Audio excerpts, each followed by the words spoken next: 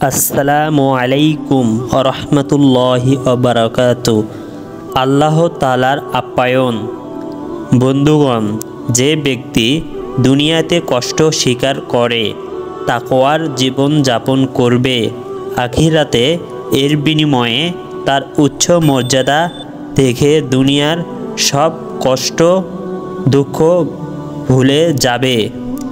এত উচ্চ মর্যাদা লাভ করবে যার পর অপমান নেই, এমন বাদশাহী পাবে যার পর ফকিরি নেই।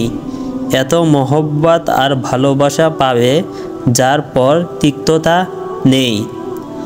আজ দুনিয়াতে একটু কষ্ট হলেও পরকালে তার জন্য সৌভাগ্যর সকল দরজা খুলে দেওয়া হবে। সুবহানাল্লাহ। সে মেহমান হবে কিন্তু কার? নিজের পরওয়ারদিগারের। আরে প্রত্যেক মেজবান তার শান অনুযায়ী আপ্যায়ন করে থাকে।